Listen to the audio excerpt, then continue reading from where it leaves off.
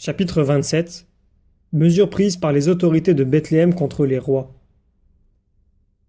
L'ange avait averti les rois à temps, car les autorités de Bethléem avaient résolu de les faire arrêter ce même jour, de les emprisonner dans de profonds caveaux placés sous la synagogue et de les accuser comme des perturbateurs du repos public. Je ne sais si c'était par suite d'ordre secret d'Hérode, mais je pense plutôt que c'était par zèle pour son service. Lorsqu'on apprit leur départ à Bethléem, ils étaient déjà près d'Engadi, et la vallée où ils avaient dressé leur tente était calme et solitaire, comme avant leur séjour, dont il ne restait d'autre trace qu'un peu de gazon foulé et quelques pieux. Cependant, l'arrivée des trois rois avait fait du bruit à Bethléem. Beaucoup de gens se repentaient de ne pas avoir voulu recevoir saint Joseph.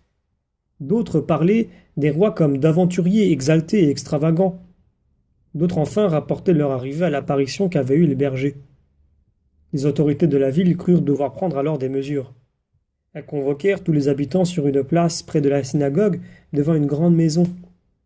Là, du haut d'un perron, on lut un avertissement qui défendait de propager des bruits superstitieux, et de visiter dorénavant les gens qui avaient donné lieu à ces diverses rumeurs. Après quoi, la multitude se retira. Joseph aussitôt fut mandé dans cette même maison et interrogé par de vieux juifs. À peine de retour à la crèche, il se rendit de lui-même au tribunal, emportant une part de l'or qu'il avait reçu des rois, et il donna cet or aux interrogateurs qui, sans hésitation, le laissèrent aller. Toute cette enquête me parut aboutir à une extorsion. Les autorités, de plus, firent fermer d'une barrière un chemin de la grotte qui ne passait point par la porte de la ville. Ils mirent à la barrière d'une sentinelle, dans une guérite où ils posèrent une sonnette. Enfin, ils firent tendre sur ce sentier des fils qui communiquaient avec la sonnette pour que l'on arrêtât ceux qui voudraient aller plus loin. Joseph avait porté les présents des rois dans la grotte de Maraha et dans quelques grottes secrètes de la colline qu'il connaissait depuis sa jeunesse.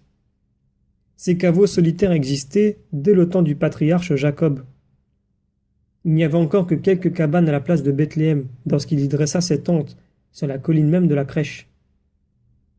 Zacharie vint, à son tour, d'Hébron, visiter la Sainte Famille. Marie était encore dans la grotte.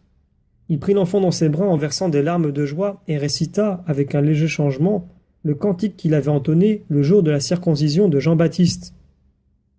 Une grande joie régnait alors dans la Sainte Famille. Anne, qui était revenue à la grotte, paraissait toute heureuse. Marie plaçait l'enfant Jésus dans ses bras, permettant qu'elle lui donnât des soins, ce que je ne lui vis faire pour aucune autre personne. Je m'aperçus avec émotion que les cheveux de l'enfant, qui étaient blonds et bouclés, se terminaient en rayons de lumière. Je remarquais toujours dans la Sainte Famille une pieuse et sainte vénération pour l'enfant Jésus. Mais tout se faisait d'une manière simple et naturelle, comme chez les saints élus de Dieu. L'enfant avait une affection, une tendresse pour sa mère, que je n'ai jamais vue chez de si jeunes enfants. Mais Marie raconta à sainte Anne tous les détails de la visite des rois. Et Anne fut profondément touchée d'apprendre que Dieu eût appelé de si loin ces hommes pour venir honorer l'enfant de la promesse. Elle vit les présents des rois qui étaient déposés dans une cavité du rocher.